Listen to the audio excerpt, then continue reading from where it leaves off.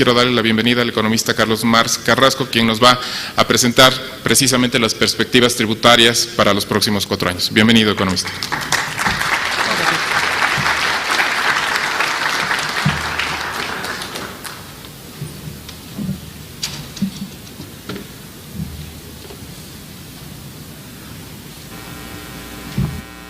Muy buenos días, distinguidas amigas, queridos amigos.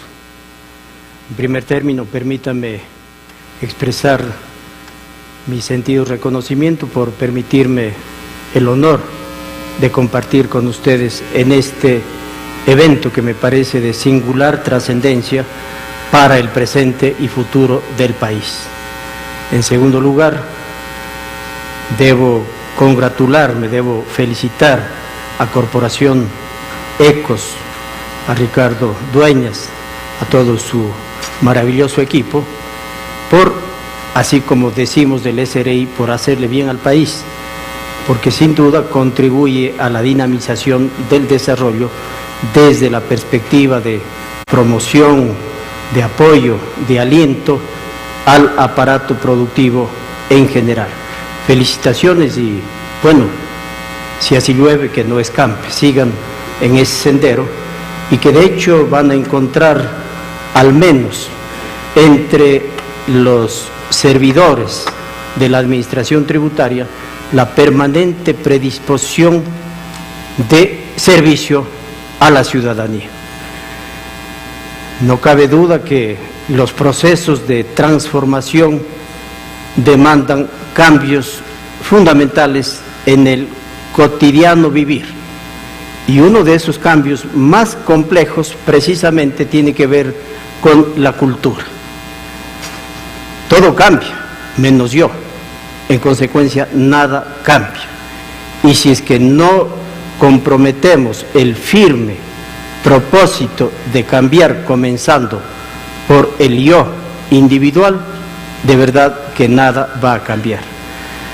Precisamente estos 6 años y medio prácticamente que nos ha tocado servir a la comunidad desde el servicio de rentas internas, yo diría que bastante agua transformadora de la realidad de la sociedad, del aparato productivo, del ser humano, ha corrido bajo el puente del desarrollo, bastante agua, pero todavía falta por recorrer quizá bastante más que lo que ya ha recorrido.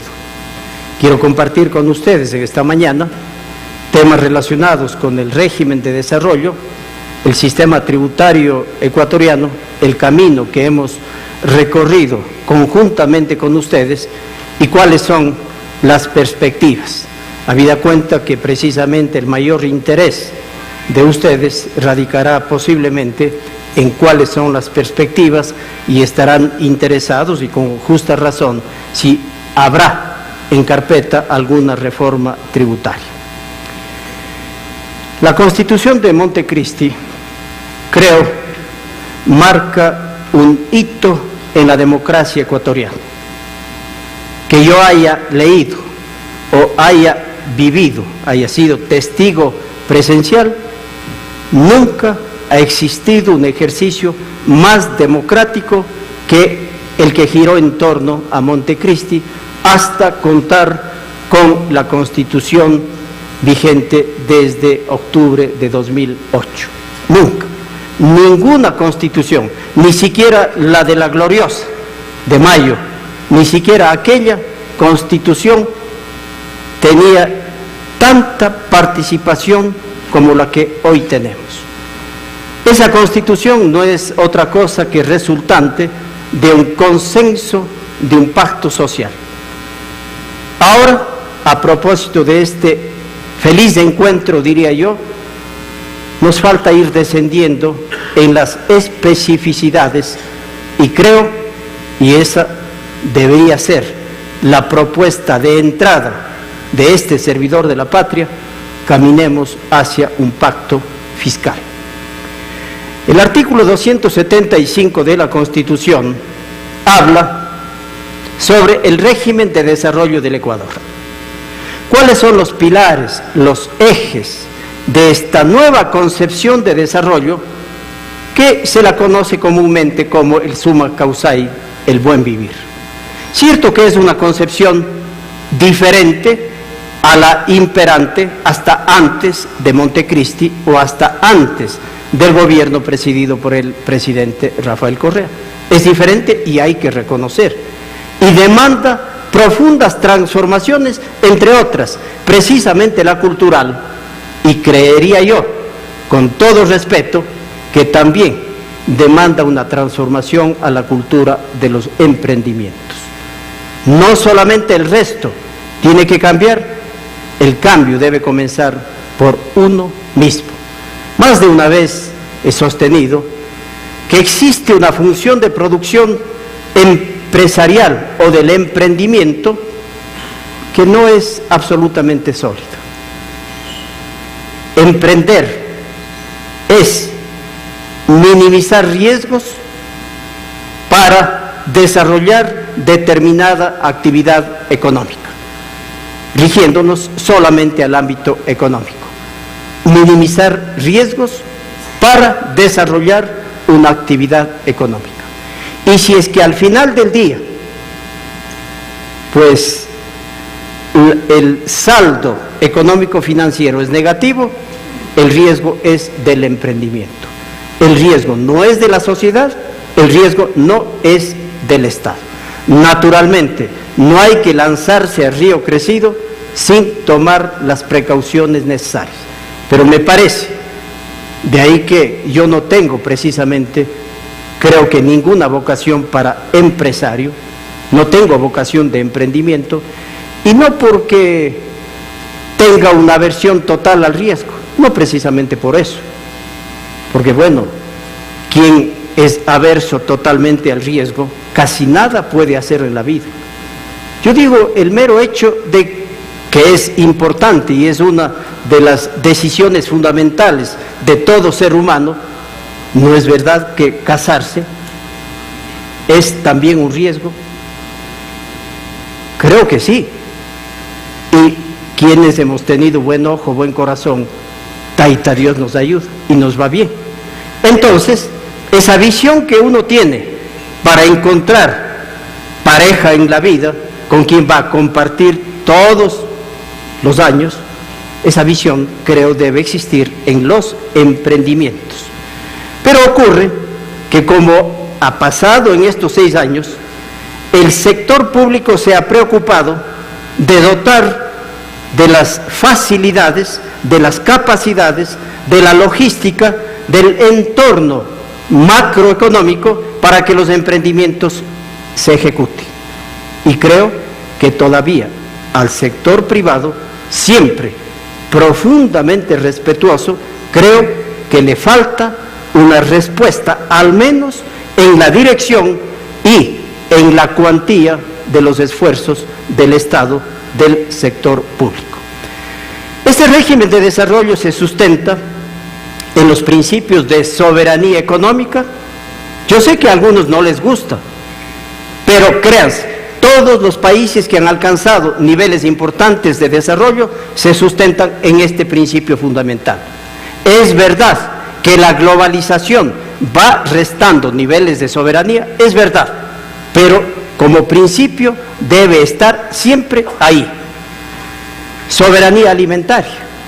No puede ser posible que un país que produce materias primas en esencia y que no ha logrado todavía el cambio de su matriz productiva, continúe importando buena parte de sus alimentos. No puede ser posible que buena parte del aparato productivo se sustente en la importación de insumos y de materias primas. No hemos logrado aún sustituir de manera significativa las importaciones. Seguimos importando muchos insumos y materias primas que yo estoy convencido que sí las podemos y las debemos producir en Ecuador. La planificación como metodología para el desarrollo recupera su espacio. Planificación que fue reducida a su mínima expresión, una oficina en algún rincón de algún espacio del sector público. No, La planificación está institucionalizada y se pretende consolidar como la metodología para el desarrollo a la que debe obligatoriamente someterse el sector público y de manera indicativa el sector privado también. No puede continuar una situación en la que el sector público rema en una dirección y el sector privado rema en otra dirección. Otra vez, el consenso es indispensable. Los sectores estratégicos definidos en la Constitución, en el Plan Nacional de Desarrollo, yo diría hasta por el sentido común, hay sectores estratégicos que si no se desarrollan no es posible hablar del desarrollo del país, peor, del desarrollo humano sustentable. Y todo esto debe orientarse hacia la generación de valor agregado, la creación de contenido nacional y, sobre todo, creo, la generación de empleo digno, de empleo productivo. Si un sistema, un modo de producción, una organización, una política económica no es capaz de resolver los problemas fundamentales del empleo, yo creo que ese modelo no es un modelo a seguir.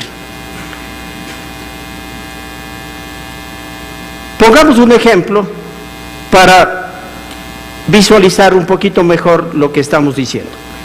El objetivo de la política económica, uno de ellos al menos, es la incorporación de valor agregado. Para esto, la política comercial es un conjunto instrumental de decisiones de políticas públicas orientadas hacia ese objetivo. Mucho más cuando Ecuador no cuenta con política monetaria ni política cambiaria.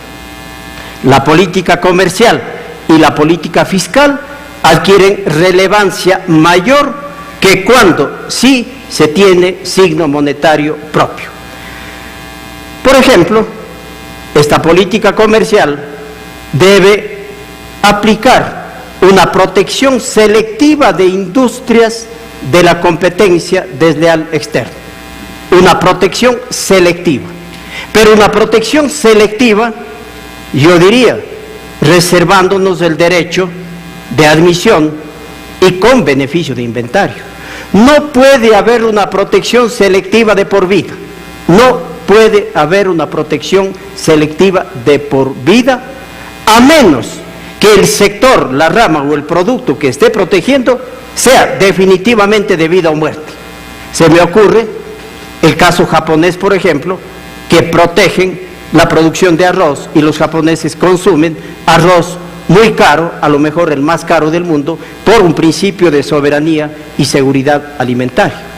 Pero no se puede mantener un sector de, perdón la adjetivación, de falsa industria por 30, 40 o 50 años, hasta que deba alcanzar su mayoría de edad y desde ese momento que camine solo.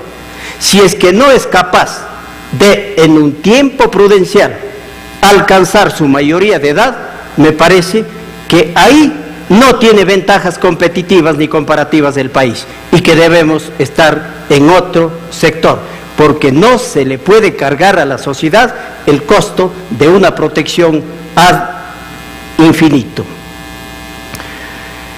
En el ámbito de la política crediticia, el otorgamiento del financiamiento, el otorgamiento del crédito debe ser también orientado en esa dirección. La política comercial, la política crediticia y la política fiscal deben apuntar al mismo objetivo.